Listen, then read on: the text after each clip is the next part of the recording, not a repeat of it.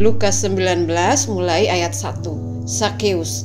Yesus masuk ke kota Yerikho dan berjalan terus melintasi kota itu. Di situ ada seorang bernama Sakeus, kepala pemungut cukai, dan ia seorang yang kaya. Ia berusaha untuk melihat orang apakah Yesus itu, tetapi ia tidak berhasil karena orang banyak, sebab badannya pendek. Maka berlarilah ia mendahului orang banyak, lalu memanjat pohon ara untuk melihat Yesus yang akan lewat di situ. Ketika Yesus sampai ke tempat itu, ia melihat ke atas dan berkata, "Sakeus, segeralah turun, sebab hari ini aku harus menumpang di rumahmu." Lalu Sakeus segera turun dan menerima Yesus dengan sukacita. Tetapi semua orang yang melihat hal itu bersungut-sungut, katanya, "Ia menumpang di rumah orang berdosa." Tetapi Sakeus berdiri dan berkata kepada Tuhan, "Tuhan, setengah dari milikku akan kuberikan kepada orang miskin, dan sekiranya ada sesuatu yang kuperas dari seseorang, akan kukembalikan 4 kali lipat." Kata Yesus kepadanya, "Hari ini telah terjadi keselamatan kepada rumah ini, karena orang ini pun anak Abraham, sebab Anak Manusia datang untuk mencari dan menyelamatkan yang hilang." Lukas 19 mulai ayat 11, perumpamaan tentang uang mina. Untuk mereka yang mendengarkan dia di situ, Yesus melanjutkan perkataannya dengan suatu perumpamaan, sebab ia sudah dekat Yerusalem dan mereka menyangka bahwa kerajaan Allah akan segera kelihatan.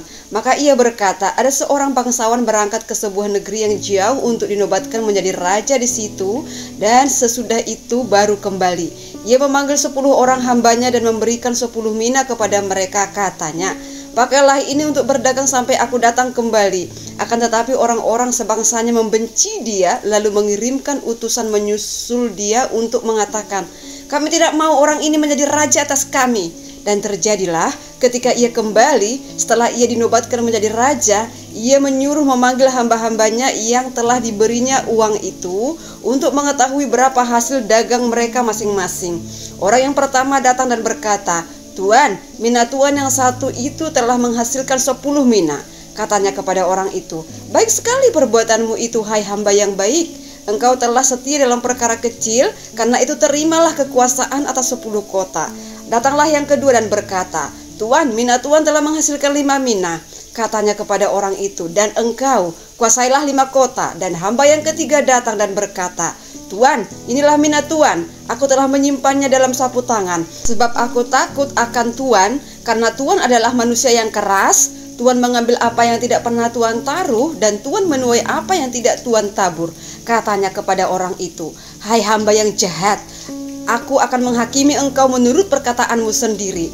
Engkau sudah tahu bahwa aku adalah orang yang keras, yang mengambil apa yang tidak pernah aku taruh, dan menuai apa yang tidak aku tabur.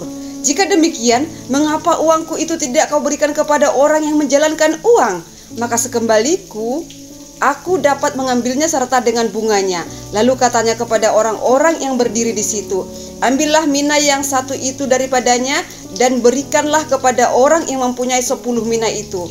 Kata mereka kepadanya, "Tuan, ia sudah mempunyai 10 mina." Jawabnya, "Aku berkata kepadamu, setiap orang yang mempunyai, kepadanya akan diberi. Tetapi siapa yang tidak mempunyai, daripadanya akan diambil juga apa yang ada padanya.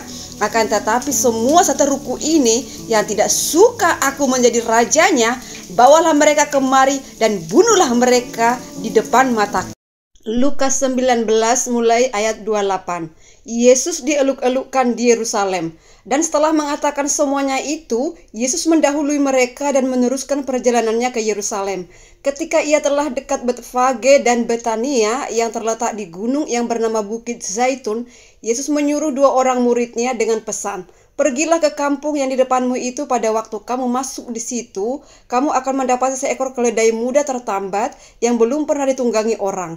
Lepaskanlah keledai itu dan bawalah kemari. Dan jika ada orang bertanya kepadamu, 'Mengapa kamu melepaskannya?' jawablah begini, 'Tuhan memerlukannya.'" Lalu pergilah mereka yang disuruh itu, dan mereka mendapati segala sesuatu seperti yang telah dikatakan Yesus. Ketika mereka melepaskan keledai itu, berkatalah orang yang empuhnya keledai itu, "Mengapa kamu melepaskan keledai itu?" Kata mereka, "Tuhan memerlukannya." Mereka membawa keledai itu kepada Yesus, lalu mengalasinya dengan pakaian mereka dan menolong Yesus naik ke atasnya. Dan sementara Yesus mengendarai keledai itu, mereka menghamparkan pakaiannya di jalan. Ketika ia dekat Yerusalem, di tempat jalan menurun dari Bukit Zaitun, mulailah semua murid yang mengiringi dia bergembira dan memuji Allah dengan suara nyaring oleh karena segala mujizat yang telah mereka lihat. Kata mereka, "Diberkatilah dia yang datang sebagai Raja dalam nama Tuhan.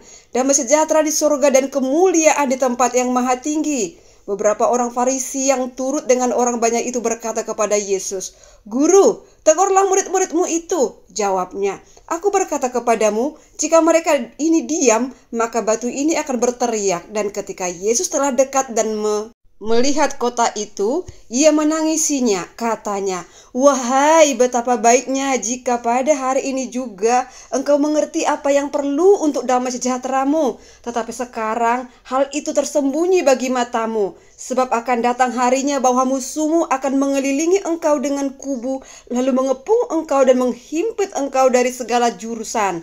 Dan mereka akan membinasakan engkau beserta dengan pendudukmu, dan pada tembokmu mereka tidak akan membiarkan satu batu pun tinggal terletak di atas batu yang lain, karena engkau tidak mengetahui saat bila mana Allah melawat engkau." Lukas 19 mulai ayat 45, Yesus menyucikan bait Allah. Lalu Yesus masuk ke bait Allah dan mulailah ia mengusir semua pedagang di situ. Katanya kepada mereka, "Ada tertulis, rumahku adalah rumah doa, tetapi kamu menjadikannya sarang penyamun." Tiap-tiap hari ia mengajar di dalam bait Allah. Imam-imam kepala dan ahli-ahli Taurat serta orang-orang terkemuka dari bangsa Israel berusaha untuk membinasakan dia. Tetapi mereka tidak tahu bagaimana harus melakukannya, sebab seluruh rakyat terpikat kepadanya dan ingin mendengarkan dia.